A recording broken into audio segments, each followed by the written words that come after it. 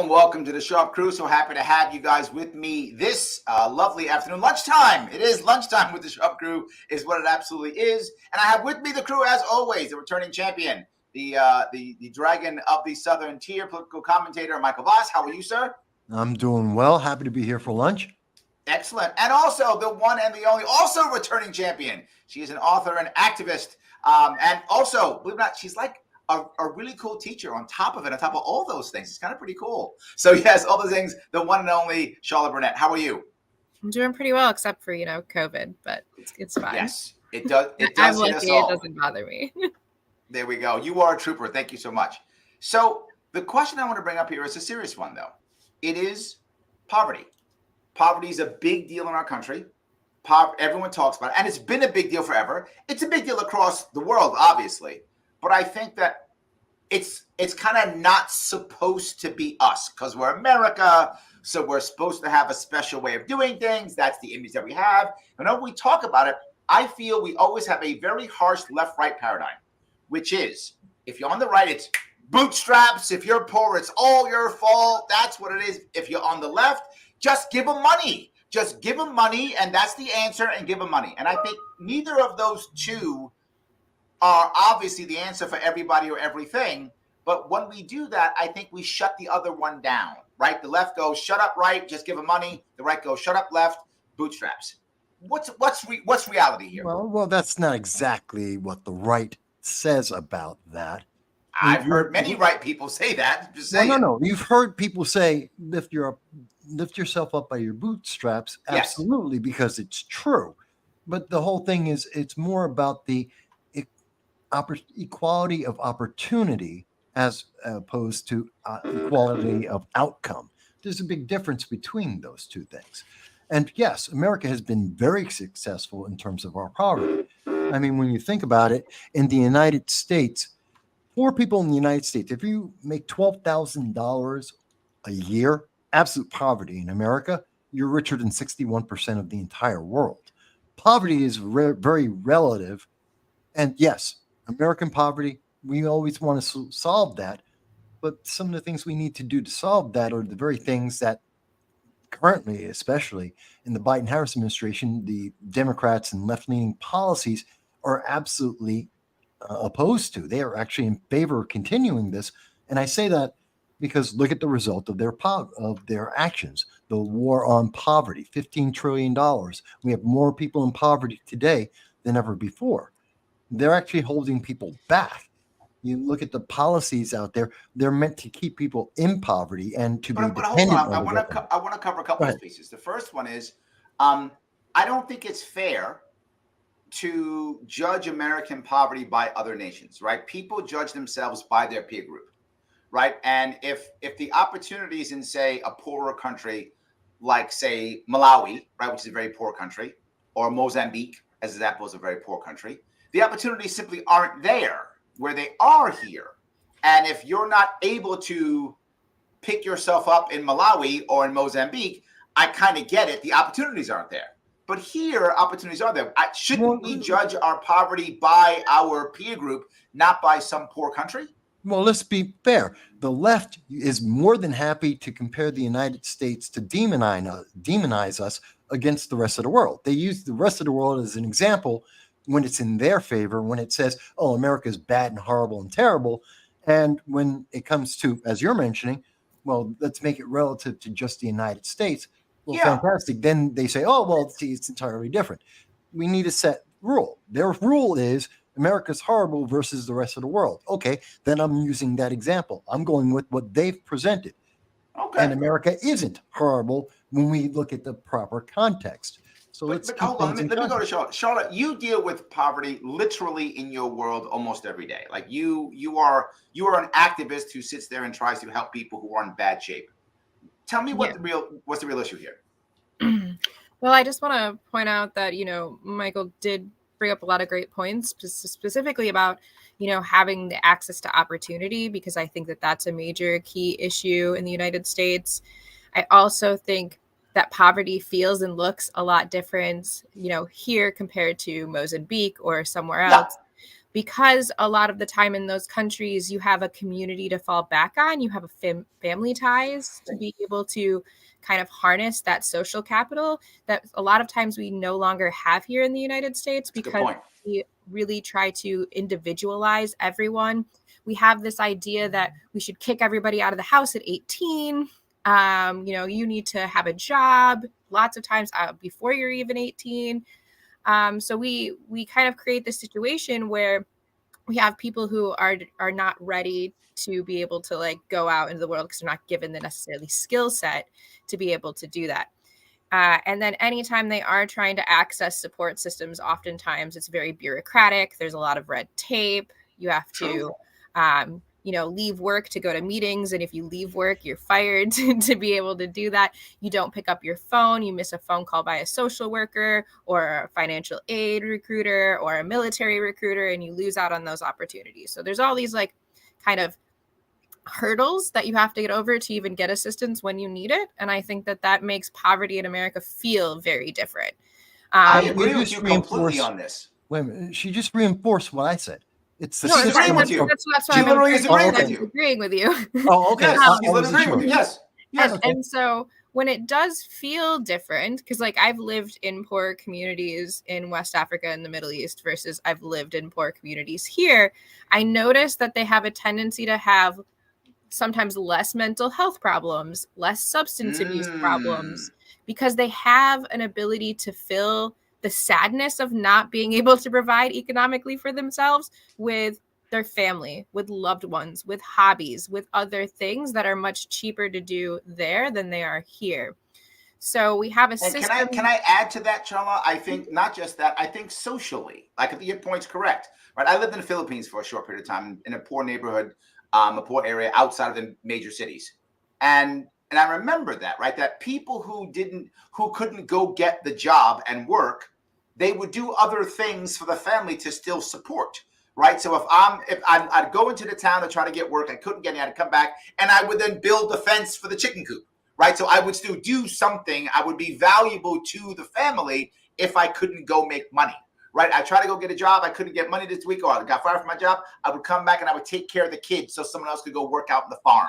Right. You're right. I saw that the people were still giving or doing or being valuable to their family, even though they couldn't go out and make money.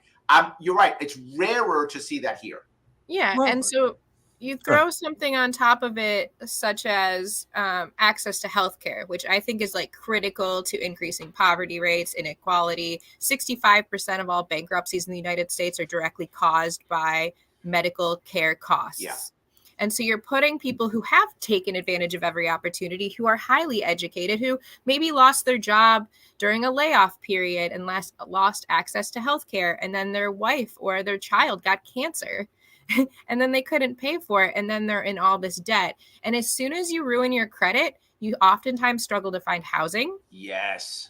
And then you end up living in your car, which so many people right now who are homeless, who are living in their car, have college degrees, have jobs, make income, but they can't find access to housing because there are all these added barriers and bureaucracy. Like the fact that you have to have good credit, pass a background check, have work defined as tax paying, to me really stops people from having access to housing. And then once you don't have access to housing, the healthcare thing comes back into play again, right? Because then you're open to diseases, you're open to the elements. So you're kind of creating this like cycle of poverty for people who have actually taken advantage of every opportunity that was given to them. So Michael, how can you say no? You can see it in your wait a minute. Let's go. I see it in mine too. What are you talking about? We're skipping the root cause of the problem in the first place. Why is healthcare so expensive? Because the number one factor driving up the cost of healthcare, frivolous lawsuits, which Democrats have opposed every time it has been brought up to put a cap on frivolous lawsuits. Not malpractice that leads to a death, but frivolous. My kid ate McDonald's every day. He's fat. I'm suing McDonald's. Frivolous lawsuits. Okay. No. That's the I leading think it's cause crazy. of- That is absolutely not true. No, It's the number one crazy. in healthcare, the number one issue is admin. It is No. That's the third-party second. people.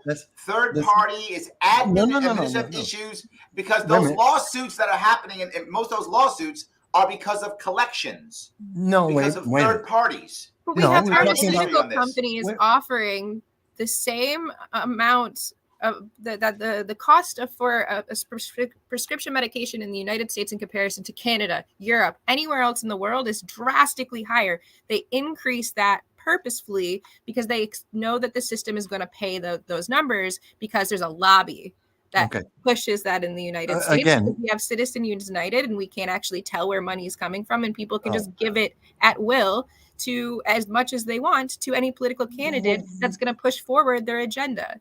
So we're essentially creating a system that's owned by corporate greed, which results in crazy astronomically high healthcare costs. Again, let's go back.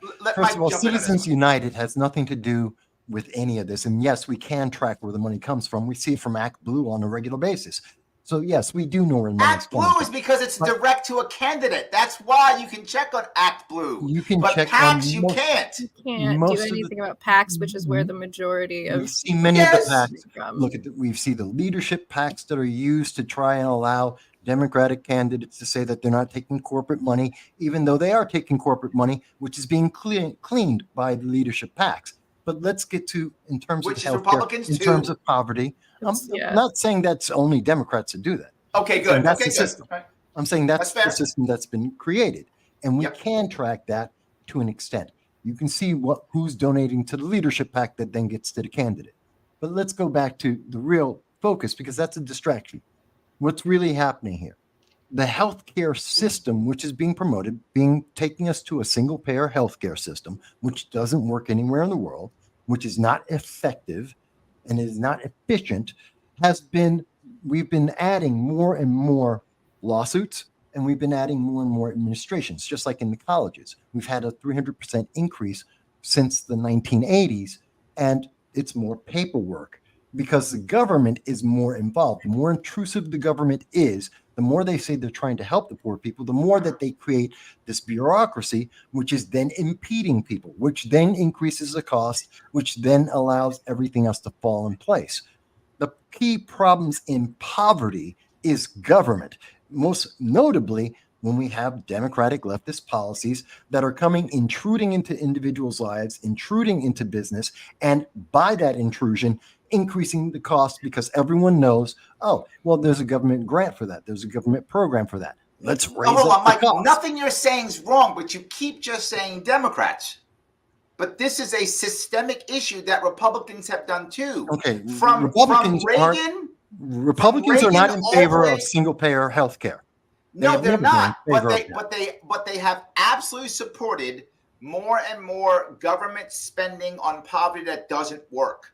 Right, from Reagan all the way through Biden, everybody. They haven't facts, my friend. They haven't stopped it. They have literally assisted in it. Now, don't get me wrong. The Republicans do have better rhetoric on this. That's true. They will talk a better game on this. But they are all about throwing money into what I call the poverty industrial complex. Because of every dollar government spends on the poor, less than 22 cents goes to an actual person to help them out.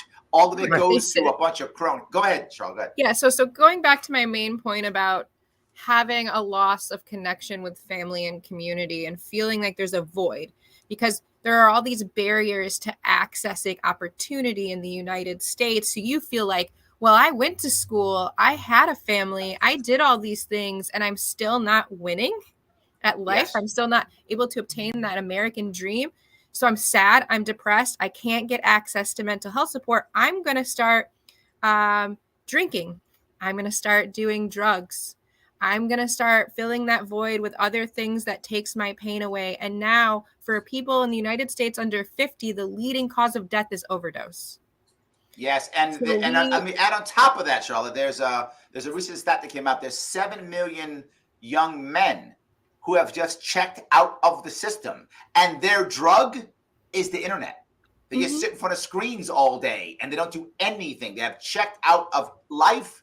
They don't even have friends, right? Look, I get I spend a lot of my life in front of a screen, but I also hang out with Michael at a diner, right? So I do that too, right? It's not just I sit in front of a screen, right? So I also go out, I do things, but there's a lot of young men right now who only sit in front of a screen and that's it. They don't have any friends, talk to anybody else. They don't connect even online. The best they'll do is maybe game with a buddy who isn't really a buddy. It's somebody in another country who they never even met or even know. Think about this. Why are they doing that? Because we have leftist media have told them, these young men, you're bad people, you're toxic, you're evil, you're horrible. You have to change every aspect of your life and your genetics.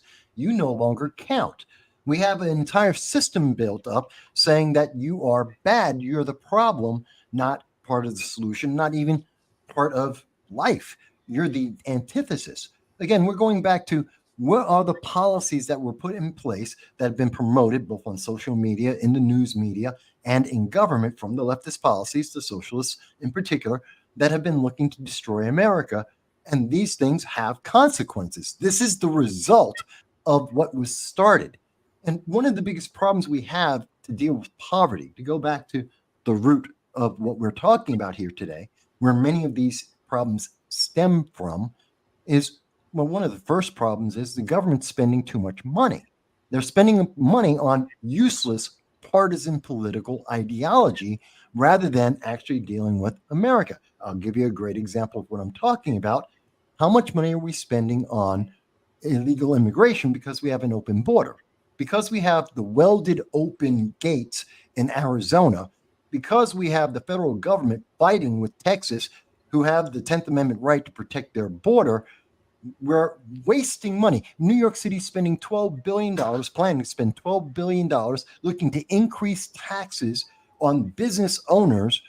We're wasting this money on illegal aliens and saying, come on in. Bring in more of these guys. But hold on. I agree with you. We're wasting a lot of money building barriers, detention camps, having all this 127 countries out of the world have walls. to do things. It would be much easier just to give them a visa and allow them in. Wait, guys. This is not immigration. Let's not go immigration. Let's not go immigration, guys. That's a different. Let's not go immigration. But let me be clear. While that's a factor, absolutely, Mike, you trying to take us down a road because I know you're mad about this. Let's do this next week then.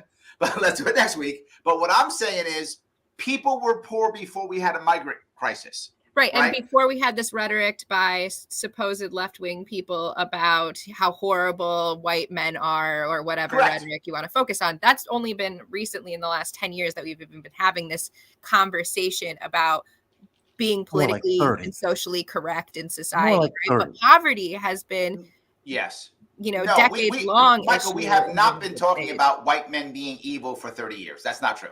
Yeah, we've been talking about white cis men have been evil for about 10. About 10. No, critical race theory has been around since. But nobody knew what it was. Nobody was dealing with it. Academics did. It just didn't get popular with the general public. Well, they've had critical race theory since, the beginning of slavery. A long time ago. Because that's what essentially they were doing was apostatizing. What I'm talking about is stuff that we're trying to work on directly poverty people have been talking about forever. One of them is the idea of here's how we fix it. We just raise minimum wage. I'm not a fan of this being a solution. I don't think raising minimum wage is a solution. Right? No. I'm not saying we shouldn't or should raise minimum wage, but say we raise minimum wage tomorrow, right? We raise it to $30 an hour, whatever's the number we should raise it to. There's still be people who can't work. There's still people who don't work. There's still people, to Charlotte's point, who are in a spot where they still can't get help. They still can't get health care, right? Raising minimum wage feels good. I'm sure it does. It feels good. See, we're raising minimum wage. Look, it feels good. But my worry is it actually going to solve the problem? I think it's a deeper issue. I really do. I think it's a poverty. I'm gonna sound almost conspiratorial in this one, but I don't care. I feel like there is value in servicing. Oh, there definitely is. Yes, there right. Definitely is. So many people's employment hinges on being able to provide services to the poor. I mean, you look at the nonprofit industry and how many people work in that industry and are propped up. And it's interesting when you look at that really critically, because it's only certain people who are making money off of this. The other people who work in nonprofit industry are often also in poverty. So essentially, you're able to create a system where those people aren't allowed to ask for benefits. They're not allowed to stand up for themselves. They're not allowed to unionize. And so then, of course, they are not able to be able to push an actual livable wage or healthcare.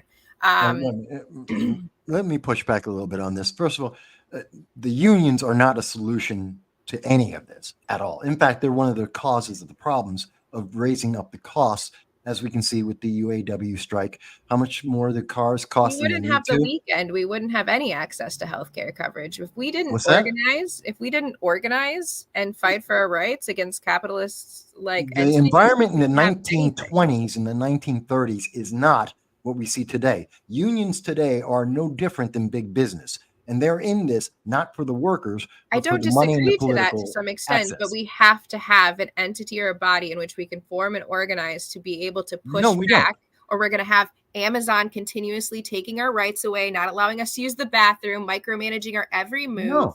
It's going to continue to get worse. You think as an individual that you can fight for your rights? What are you going to do? People just don't have to go and work for that company. It's very simple. You have the right. You're not. No, hold on. I got to push back on this, Michael. There's evidence showing this is just not true, right? Look, I'm not. I don't work for Amazon. I don't like the ideas. Yes, and not everybody's Michael Vass, right? What you're doing is you're doing the same thing as so many other people do. Is they project themselves on others, right? I didn't do it, therefore I didn't. Therefore, right? No, I'm saying there's 161 million. Wait a minute. I'm saying there's 161 million people who work in the United States. And the majority of them don't work for Amazon. They don't work for Apple. They work for GM, where they're actually striking right now because their rights are being taken away. And if it wasn't for those union guys, which are my friends, and I know them personally, they would not be able to get what they need to. Whether or not they're good people has nothing to do with what we're talking about. I'm not talking about. There's two separate things. I'm going to be very clear.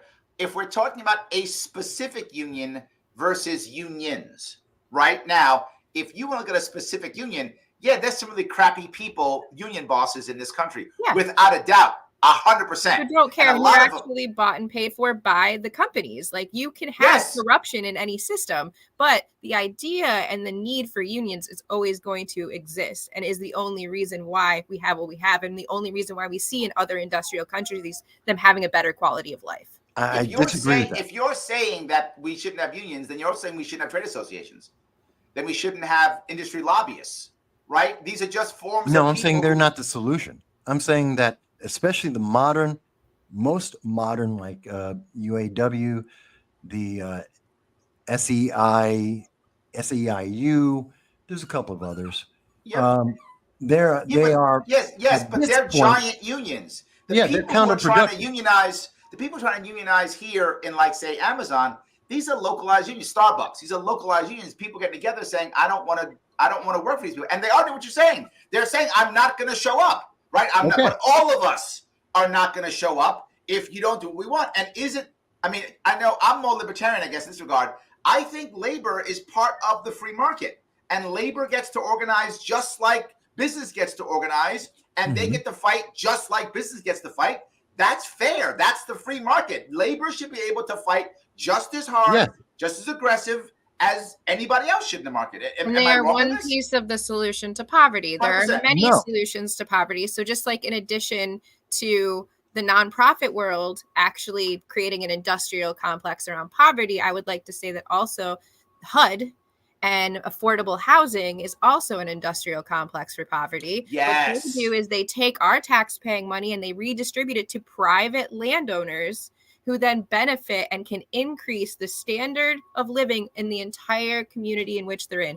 So as an example, during COVID, the landlord associations were able to lobby for more money. So that means one voucher from HUD was worth more money. And now in my community and communities across the nation, the standard rents have went up because they set the bar for what affordable housing is. Actually, the part of the reason why the cost went up is because there was a moratorium on people paying their rent, and over 14 million people weren't paying rent at all. But you could also apply to get that back as most a landlord. A landowners, lot of people ran off with a bunch of money from that. So I don't feel too bad about the landlords. well, most of the landlords were actually suffering throughout the entire thing because most of them were small business owners. They own one, maybe two properties, and they still had to pay their mortgages. They still had to pay the upkeep. They still had to maintain those houses, even though they had no income they're not the coming ones in. taking money from HUD. These people who are taking Yes, money many as of them part are. the voucher program, no, these people own hundreds. No. That's another segment. They sit on the majority continuum weren't. of care. No, hold on. Most of the people who take anything from the government are almost always large landlords who own at least 100 units. At least 100 units. Often many hundreds, but at least 100. I mean, that's why when they say that's why when their tenants complain about mold or about unsafe living conditions, HUD will go to them and be like, you have to change this. They say, no, we don't, because I'll pull all 500 of my properties, and where are all the people in poverty going to go? Yes, not quickly. So they actually hold their property, as a tool. Here's the one part that I like is that what we all agree upon is government's not working. That part I like. That part I'm happy about. The libertarian in me does love that part, because I go back to what you said earlier, Charla, and that is we have to have community solutions, and we don't. Right? As a country, we don't. We don't have community solutions. We make it harder and harder for people to bounce back, right? We want them to go into the system and never come out. That's like our goal as a country, that is. Go into the system, never come out, versus that finding a way to bring people, forward, up with ownership. Now, I'm not saying unions are the answer. I believe unions are an answer, not the big business unions right now. I think you're right on that one, Michael. But when it comes to local people unionizing, I think that's a wonderful idea, but I also think co-ops are good too.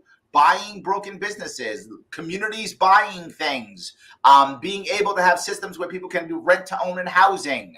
I think all that is of ownership, whether that's ownership because of a union, I'm okay with that, or ownership in the business or in the property. I feel like those are the things that almost no one talks about. We tend to talk about throw more money at stuff, or we do a lot of complaining.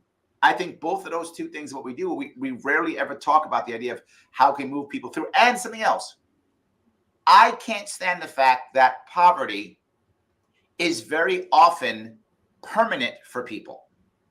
I think people can go through poverty and bounce back, but I think that's rarer and rarer in America, right? The story of someone falling down and getting a millionaire, or at least getting back in action, is becoming rarer and rarer in America, and that is sad.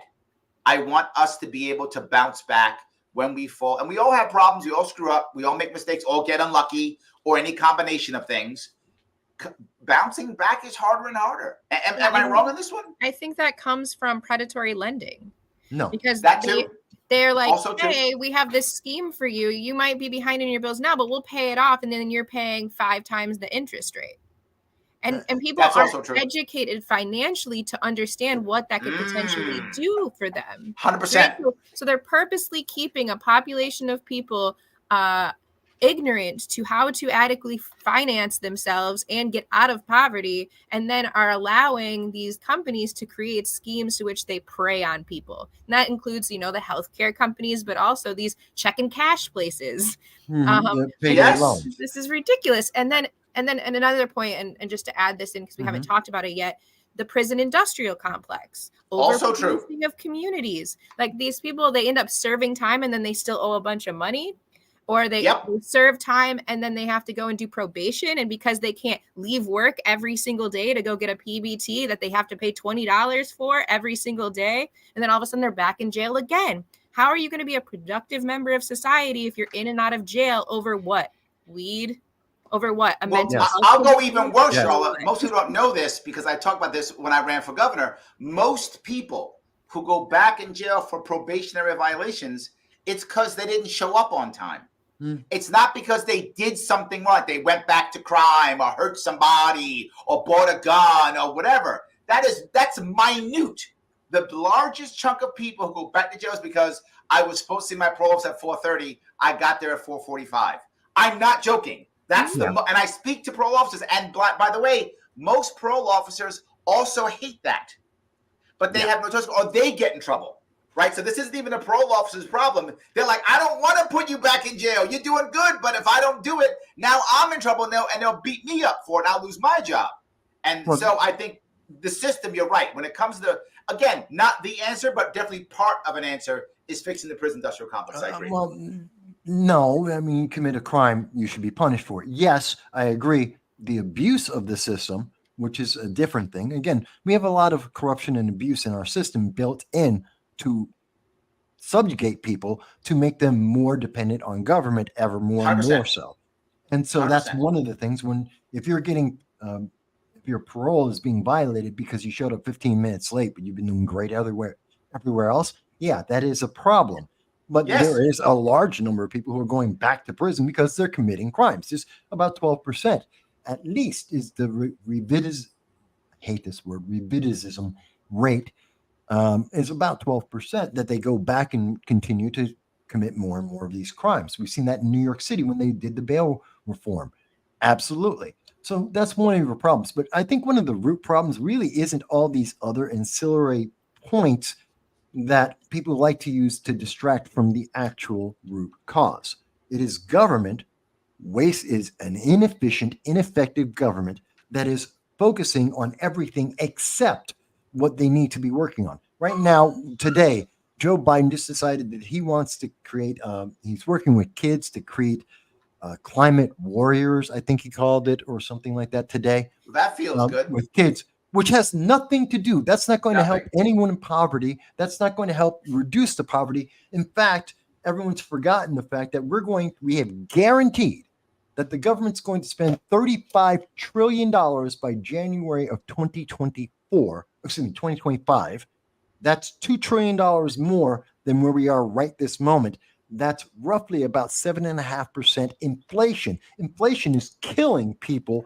All right, hold on, Mike. You have spent the whole show complaining. The whole show being mad. I'm trying to give you answers. So what's the answer then? You just I keep saying the answer. Okay, what's the answer? I keep saying the answer, which is to, one, we need to cut spending. Two, we need to get government out of our lives. We have to stop with this over-reliance on government as the answer. We need to get rid of these policies that are all about feeling good rather than actually being effective. We need to shrink the government. We need to cut the amount of spending that we're doing, and we have to spend more effectively, more efficiently. People need to be educated on that first, and everything else starts coming out of that. I agree with you 100% on cutting government. You know I do. But the problem is if we don't have something for the people when we cut the government, right? Look at me wrong. Government's ineffective and efficient 100%, and it's keeping people in poverty. But it's also keeping some people alive, right? So if we get rid of government, just get rid of it and cut, how do we then, where is that community? Where is that system that's going to get people the help? That's the problem. See, there's the thing that a lot of people fail to remember. As an example, and I know it's somewhat anecdotal, but we have seen this in many disasters. When I was in the Northridge earthquake, okay, before FEMA ever showed up, and they didn't do anything for months. It took months for FEMA to actually really help anyone there. And we've seen this over and over again. Look at East Palestine, Ohio. What do people rely on? The first thing and the thing consistently, your neighbors around you, the community around you. The fact that government has interjected itself in our individual lives is the reason why we don't see community working more effectively. Right now, one block away from me, three times, wait a minute, let me finish. It's right now, 1 block away from me in the Bronx, there is 3 times a week, there is a church that is doing a food pantry 3 days a week. You know what? Government isn't involved in that. That's the church doing it. We could see more of that, and they could be more effective if it were government, people were relying on the government less and more involved in their community. I completely agree. And I think that we should decentralize so that it's the community has their own government. And I think that this is a really important conversation and would catalyze a really big change in the way that people view politics, because right now you can blame your local political failures on some big giant shadow government, which for a lot of times it is, but a lot of times it's not. And the thing is, the poorest communities in America are Republican. So when you actually decentralized the government and took away the federal big government money and had local systems that were building in place to take care of each other, they would quickly find that those local Republican candidates are not actually delivering what they say they're going to. Correct. I actually disagree with that. And they're not actually in it for, not all of them, some of them, but most of them are not in it for the right reason. I would absolutely 100%. disagree with that, because I look at the left and I see the support of poverty and the support of the system everywhere that I go. Every But hold country. on. I don't see any difference between Republicans and Democrats. The difference between national and statewide. Statewide, you're right, Michael. The poorest counties in New York State are actually the Bronx, which is a deep blue county. That's true. But across the country, it is red. Right? In New York State, it's blue. Across the country, it is red. Red districts are on average poorer than blue districts. But in New York State, you're right, it is blue in New York State. But that's only New York State. Across the country, it does change. But I think Charles is 100% correct. I have met many of these people. And Michael, you have too.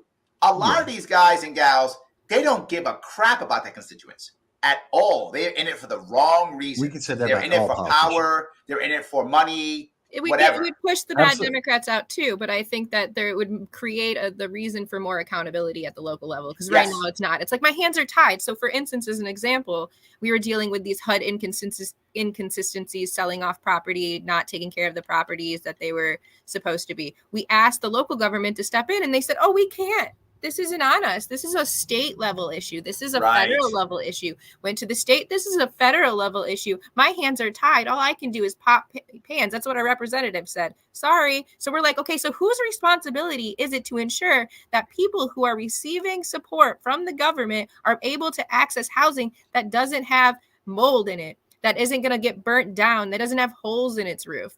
We couldn't find anyone really responsible, right? But if we decentralize the government, then the local community would have to actually hold their politicians accountable, because if they didn't, it would show that they have ulterior motives. No, actually, the voter holds them responsible. If you're telling me I don't care what party they're in, what their political preference may be, if you're telling me that you're going to several elected officials and they're saying there's nothing that can be done because it's all out of my hands. You literally can't. Why are those people why are they getting reelected at 88%? They don't. Because you know the system, Mike. You've been through it. Come on now. This system's completely corrupt. And just because I know that the system is corrupt doesn't mean that I want to continue it. It means cut it off.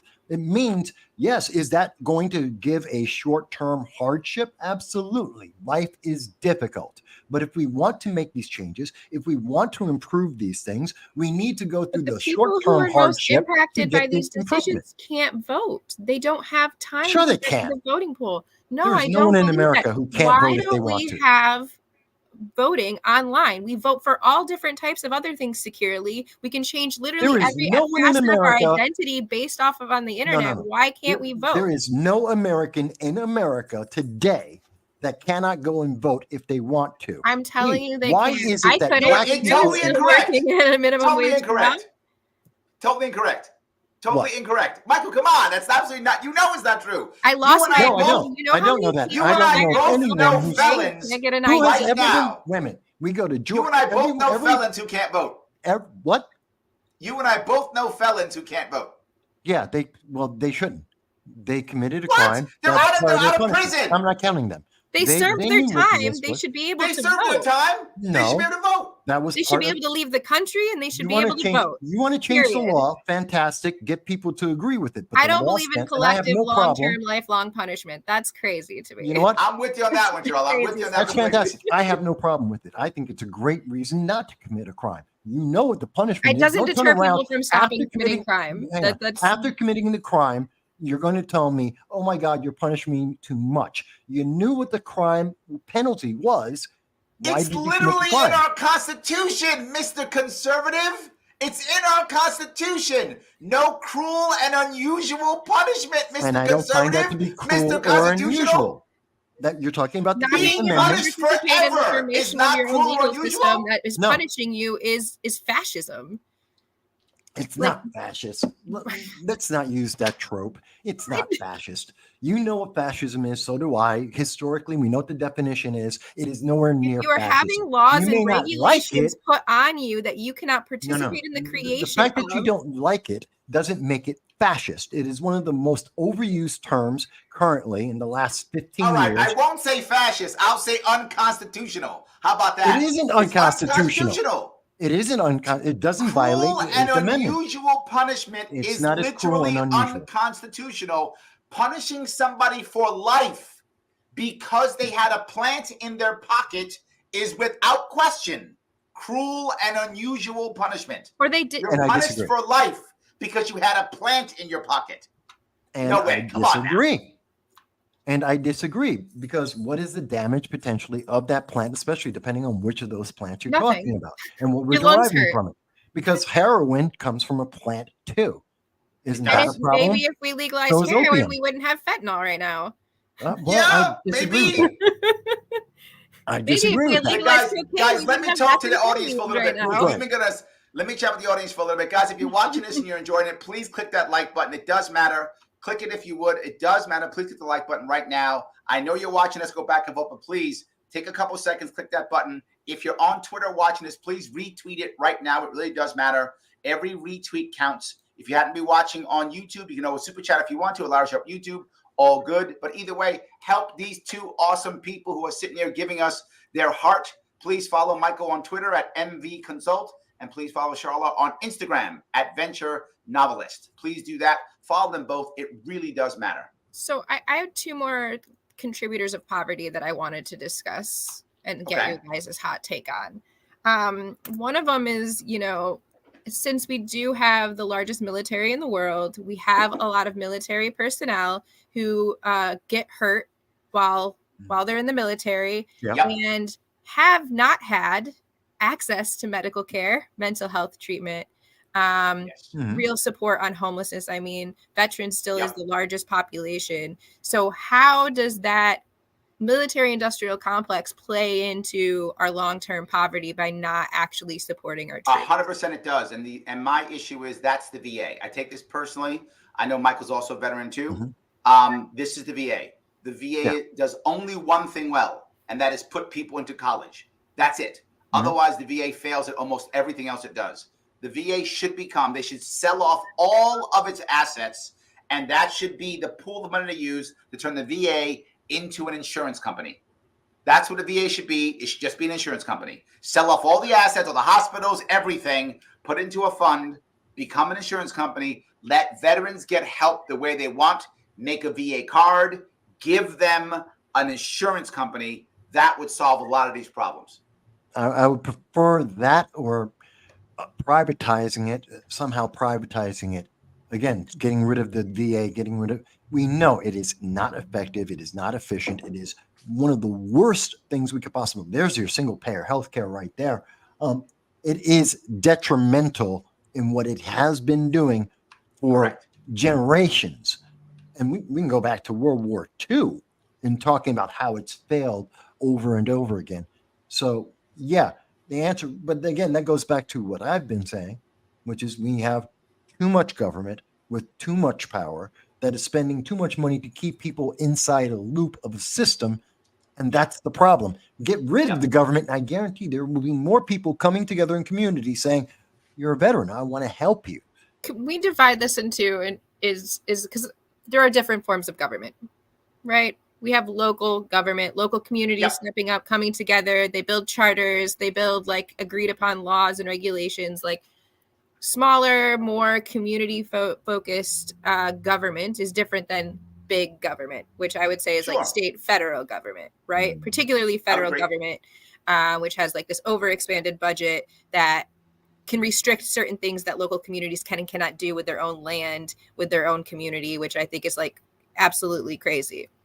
Like we can't put in rent caps because it's against our state laws in our community, even though our community wants them. So wow. Yeah, no, it's really, I didn't know that. they can really inhibit what local communities can do with their So own if the policies. federal government wants to run rent control, it can. If the Right. state government wants to run rent control, it totally can. But local community can't. Right. Wow. Right. That's Exactly. new to me. Thank you So for that makes That's it new to me. harder for local communities to lobby, because then they're having to lobby to the state, they're having to go to the Capitol, they're having to go to DC, and then usually people who are being impacted by these issues are not those who can just get on an airplane and fly to DC, right? And in fact, it wasn't until just recently that we had round trip direct flights to DC from our capital. Literally, this only happened in the last 5 years. So Wow. you have to drive an hour and a half to get on a plane in Detroit to go to DC. It's crazy. It's absolutely wild. The other element of poverty that I think never gets really talked about, which I think really, really harms men in America, is our child support laws and regulations. 100% So yes. you can go to jail for not paying child support. Yep. You could have not wanted to keep that child, but she did. But then you're still on rap for that kid. That's not necessarily a coordinated choice, right? I'm not even, hold on. I'm not even going to go that far. I'm okay with, and this makes some men unhappy, but I'm okay with you being on the hook for a baby you helped create. I don't have a problem with that. My problem is that judges, this is your second point, judges don't care how much money you make. They don't set a percentage of income usually. They set a dollar amount based upon what you have or could have made. Depends on the So state. let's say at one point in my life, I made $100,000 in my life, right? A year. So they go, well, you owe 17% of that. You owe $17,000 per year. Okay, great. Well, now I lose my job, or I change my job, or I get fired, or my industry changes, or I get injured, or whatever. And now I can't make $100,000 a year anymore. The judge doesn't say 70% of what you make. The judge says, no, $70,000. Yeah, well, I only make 50 now. Absolutely wild. Doesn't take into account your life or your personal needs at all. Nothing. It's And even, then I've seen worse. so okay, I don't pay. It ruins your credit. Yep. They can start garnishing your wages. They can So I take your have all of professional these- license. I have all of these men who I work with on a daily basis who literally can't work legit jobs because all of their money would be taken away. And then the thing is that the child's mother and their children are getting benefits from the state. So the money that they put back into child support doesn't even go to them. The state takes it. Goes to the state. Yeah. The state so takes it, yes. They're I'd rather panhandle, I'd rather sell drugs, I'd rather do any of these under the table jobs that I can do because I'd rather give that money directly to her than work in a legit job. But I have to be homeless because now I can't get a house because I don't have a legit job. No, I've seen even worse, and I know of many people who've had this problem where literally the husband is in a household with his kids, and the mother decided to take him to court for child support, living in every bill is in his name. He's working, she's not. He's paying all the bills, feeding everyone, taking care of the kids. He wants to be involved in his family, but he has a problem with then his wife, the mother of his children, and living in his house. He was hit with child support, even though he's already paying for everything. And this is part of the problem with that cycle. So even if you want to be involved, the system is built. Again, it's an abuse of the system, mostly at the state level and also at the federal. That's being used to ostracize. And we're seeing the media feed into that to ostracize them because, believe all women, there's a focus, left-leaning focus that is emphasizing the problem and saying, no, it's perfectly fine because men are toxic and men are bad guys. And that's been consistent for generations.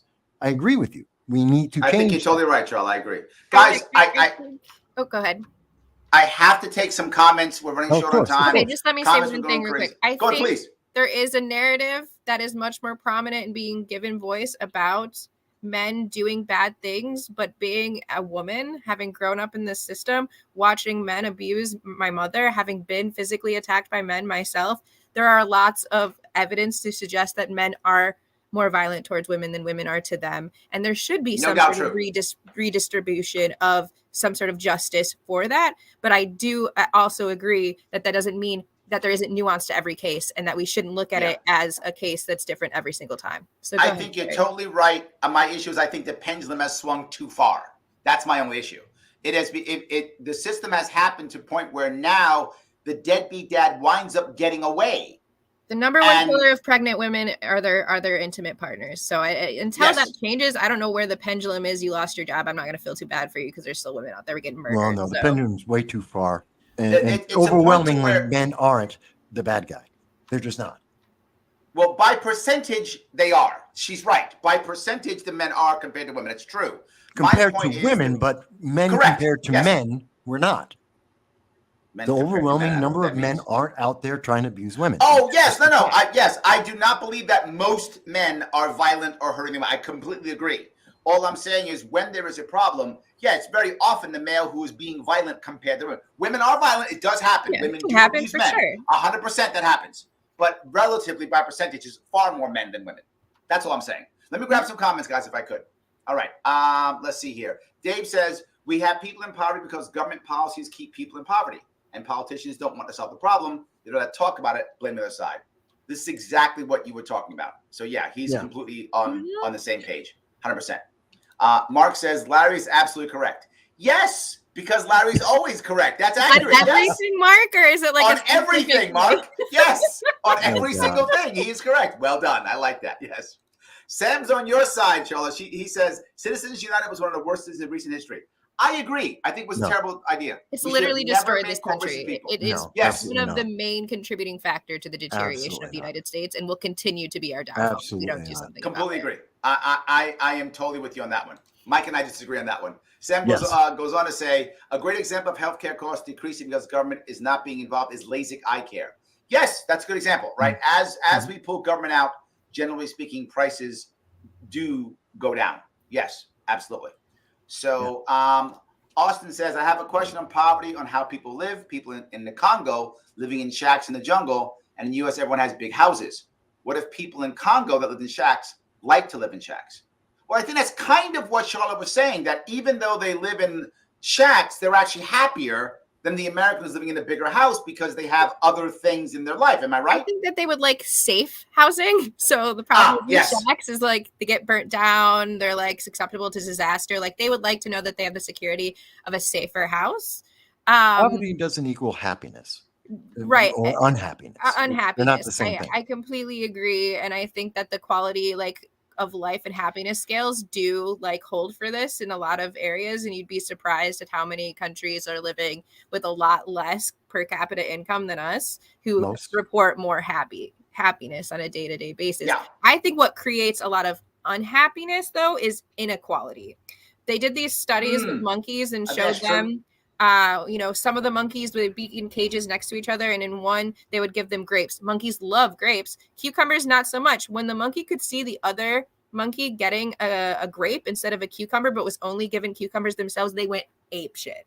Started screaming, throwing around, everything. Because inequality does something psychologically to us. It makes us feel like there's an injustice that's been put against us, and it creates this propensity for anger and violence. Jealousy. You're talking about jealousy. That's not the same thing. Yes, but that still makes you unhappy, I don't know if it's that's not injustice. Jealousy, though. It's a feeling, but it's not injustice. Injustice is something very different. But we than have a feeling. inequality in the United States that goes beyond any type of fairness and justice. You have people out here making 375 times the amount of the regular person. For what? What do they do? What did they ever do in their life or contribute to society that would justify that amount? Who are you to justify? Who are you to question that?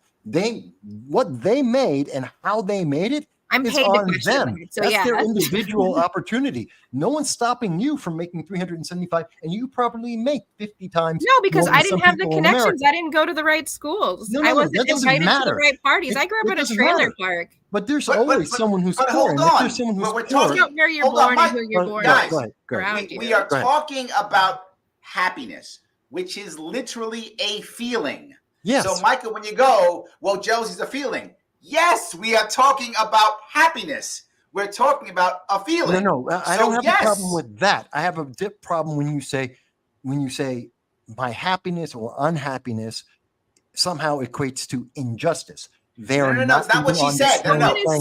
What she actually said was obtaining a happiness. feeling. That is an injustice.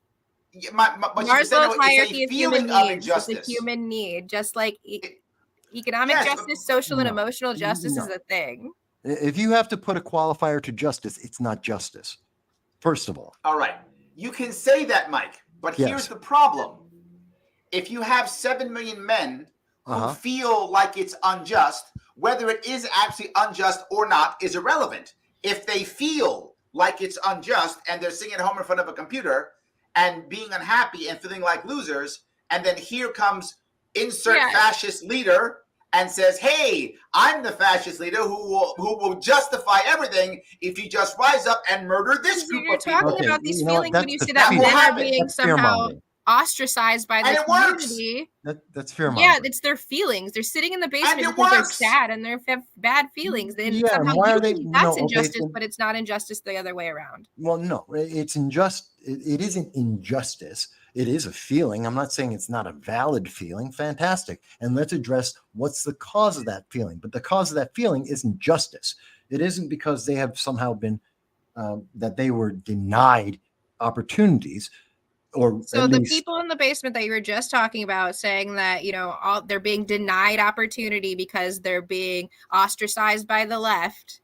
You're saying that's what you were just saying. So you're no, I'm trying contradicting to what you're qualify it. And that's saying. why, no, I'm trying to think through it. And I'm saying if they are just there because of their feelings, because they don't have what other people have, which is the argument we were just having, that it's because of their feeling of jealousy or inadequacy, their feeling. No, that's not injustice. That's not something, let's help them find a way to feel better about their life. But that's not injustice. If they're being oppressed because they are being denied, because they are being ostracized for having a political opinion, for not just going with what is approved in terms of the messaging, because they are not bowing down to the oppressive leftward movement, then that is injustice. Why? Because now we're talking about freedom of speech. We're talking about social interaction. We're talking about their freedom of individuality, life, liberty, and the pursuit of happiness. The pursuit of There is happiness. a difference there. It's not because they're feeling bad.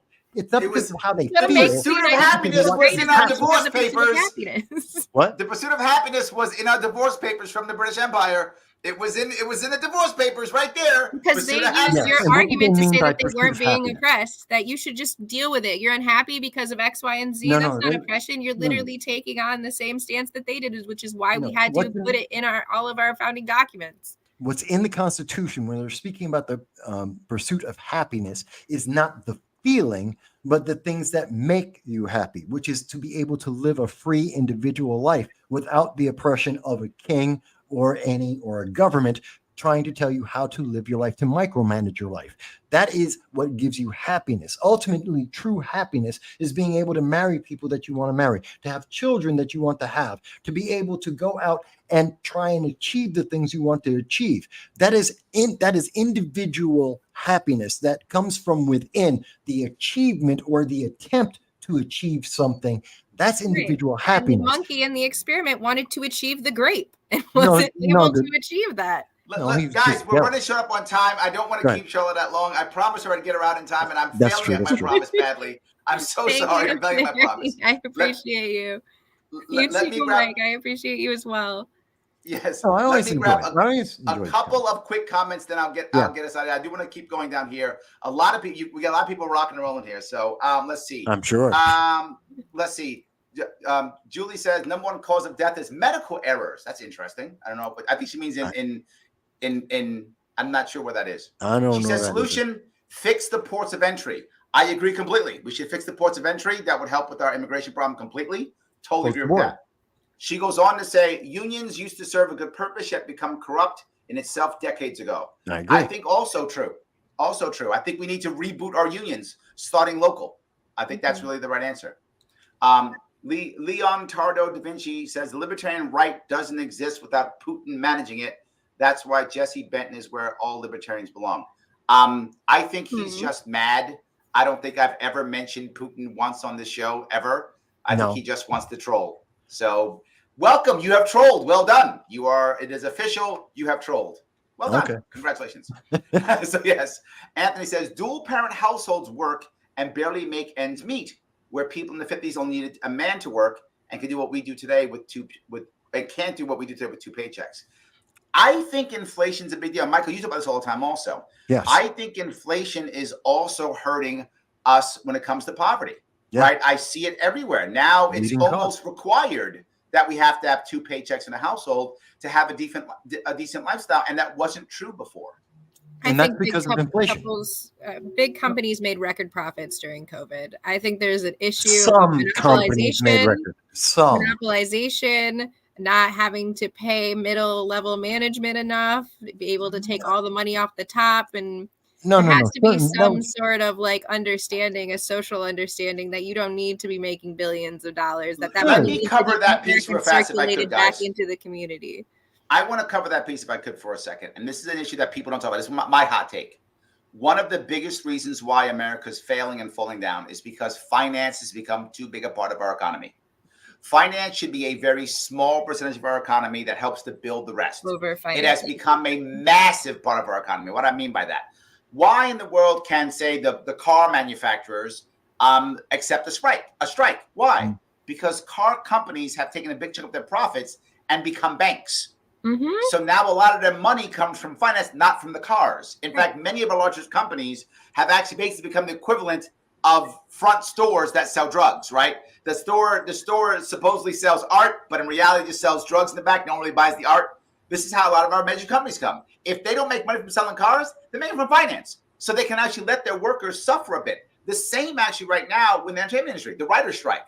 They don't care. These people don't care about the strikes because they're able to make money in other ways. The workers aren't producing as much value because of finance. Finance is so huge. Not that finance isn't important. Finance is important in any economy. You need to have finance. However, if most of your economy, or a big chunk of your economy is finance, that means you're making money by not producing anything. You're making money by moving money around. And that should be a small percentage. Say again? You're making money out of nothing. Like this is literally just like a system for people to move money around, make more money off of, and feel good about themselves. Yes. So that's my hot take for poverty. I think that, again, not the reason, but it absolutely is. It doesn't matter if you're on the right or the left. If you talk about that, you get completely shut down in politics. You're not allowed to run. You're like literally can't do anything. So that's, I think, one of the main issues. And I think everyone knows it. They just don't want anyone to focus on that problem. Absolutely true. Legacy Zach says community cooperation defeats government coercion any day. Yes, yes, and yes, Zach. No argument from me. I think that's the best way of doing it. In fact, Michael was just talking about the people doing the churches, putting out the food. 100%. Absolutely. Yes, absolutely. Gene goes on to say the problem is that government doesn't want to solve problems. If they did, they how could they keep getting elected? Yeah, absolutely. That is one of the big. That's part of the corruption cycle. We need you more than ever, Larry. He is also correct, by the way. So also true. Yes, undeniably true. Absolutely. I do love that. So I think I got a bunch of those in. Guys, I want to say something if I could, if you don't mind.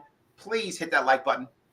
If you haven't hit it already, please hit the like button. It really does matter. I know I bug you. It does matter. Follow these two wonderful people who have given us some of their heart and their soul today. Follow Michael on Twitter at MB Consult. Also check the, if you want, you can check where his website is, what he's doing there. Also, if you check the show description, check out what Charla is doing also at Venture Novelist on Instagram. Also, her website is also on the description if you would.